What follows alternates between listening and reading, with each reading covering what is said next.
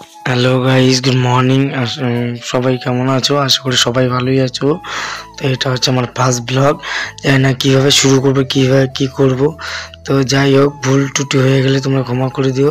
Please যদি ভিডিওটা ভালো লাগে লাইক, কমেন্ট অ্যান্ড শেয়ার করো, আর ভিডিওটা স্কিপ করবে না, দেখতে থাকো। তো বন্ধুরা, দেখতেই পাচ্ছ এখন আমি চাকুটা ধার দিয়ে নিলাম, দিয়ে এখন শসাটা কাটবো। দিতে চাকিতে ধার নেই, এখন শসা কাটছি। যেহেতু কাজে যাবো তো ওই জন্য এই কারণে তাড়াতাড়ি শসাটা কেটে নিচ্ছি। আমার মা হচ্ছে ঘুগনি করছে, আর আমি স্যালাডটা কেটে নিচ্ছি তাড়াতাড়ি, যাতে তাড়াতাড়ি আগিয়ে যায়। এবং দেখো, সবাই যদি হেল্প না করে একার দ্বারা সম্ভব হয় না ঘুগনি করা, ঠিক আছে? এই জন্য মা ঘুগনি করছে আর আমি এদিকে স্যালাড কাটতে থাকছি। গাজর কাটবো, শসা কাটবো, পেঁয়াজ কাটবো, লঙ্কা কাটবো, অনেক কিছু কাটতে হবে, ধনেপাতাও কাটতে হবে। দেখতে পাচ্ছ বন্ধুরা, এখন আমার শসা কাটা যেহেতু হয়ে গেছে, আমি এখন পেঁয়াজ কাটছি। পেঁয়াজটা কাটার পর হচ্ছে লঙ্কা কাটবো, ঠিক আছে? তা তোমরা ভিডিওতে দেখো।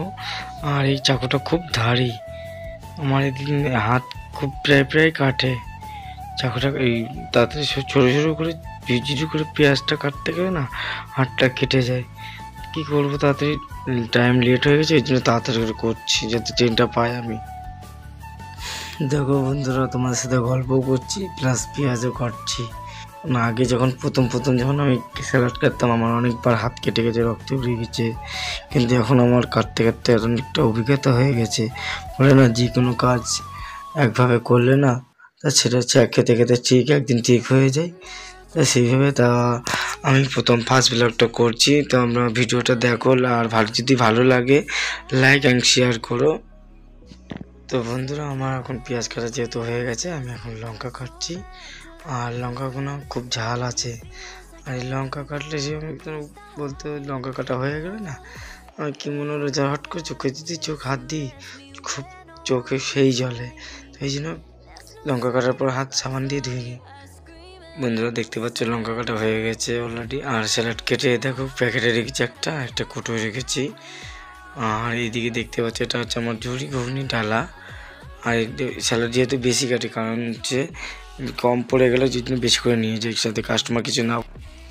স্যালাড কাটা অলরেডি হয়ে গেছে যেহেতু, আর এখন হচ্ছে চামচ ভরতে লাগবে। চামচটা শেষ হয়ে গেছিলো, ওই জন্য চামচটা নিয়ে কুটোর মধ্যে ভরে রাখছি। বেশি করে চামচ নিয়ে যায় যেহেতু কম না পড়ে, ওই জন্য প্যাকেটটি নিয়ে কুটোর মধ্যে ভর। যেহেতু চামচ কাটা হয়ে গেছে, চামচটা ভরা হয়ে গেছিলো, এখন তো পেপারটা দরকার ছিল। প্লেট তলায় পেপার দিতে হয় না, শুধু খালি হাতে তো দেওয়া যায় না। ওই জন্য পেপারটা কম পড়ে গেছিলো, তাই পেপারটা কাটছি। অনেক পেপার লাগে তো, এই জন্য পেপারটা কাটে নিচ্ছি। প্রতিদিন তো শেষ হয়ে যায় পেপার, আর কি করবো, ওই জন্য বসে বসে পেপারটা কেটে নিচ্ছি। পেপারটা কাটা হয়ে গেলে ঘুগনিটা নিয়ে স্নান করবো, স্নান করে খেয়ে দিয়ে তারপরে কাজে বেরোবো। আজকে একবারই যাবো, প্রতিদিন দুবার করে যাই, যেহেতু আজকে একবারই যাব। দেখতে পাচ্ছ বন্ধুরা, আলুটা চটকাচ্ছে, এগুলো সেদ্ধ আলু। যেহেতু ঘুগনি মতো আলু করলে ঝোল বেশি হয়ে গেলে মালটা গাঢ় হয়ে যায়, লোকে কাস্টমার গায়ে পড়লে বক বক করে, এই জন্য আলুটা চটকে দিচ্ছি যাতে ঘুগনিটা গাঢ় হয়। দেখতে পাচ্ছ, এই দেখো বন্ধুরা, আলুর নামে চটকে এর মধ্যে দেওয়া হয়ে গেছে। আর এই দেখো ঘুগনিটা দেখতেই পাচ্ছ গাঢ় হয়েছে। আর কাস্টমারকে দিলে কারো গায়ে যাতে না পড়ে, এই জন্য গাঢ় করা হয়েছে, যাতে কাস্টমার কিছু না বলতে পারে। আর গাঢ় করলে ঘুগনির টেস্টটা খুবই ভালো হয়। জেনে বেছি তো বুঝতেই পারছো। যেহেতু হয়ে গেছে, আর এটা হচ্ছে বাড়িতে এরকম 5-6 রকম মশলা দিয়ে এটা তৈরি করা হয়।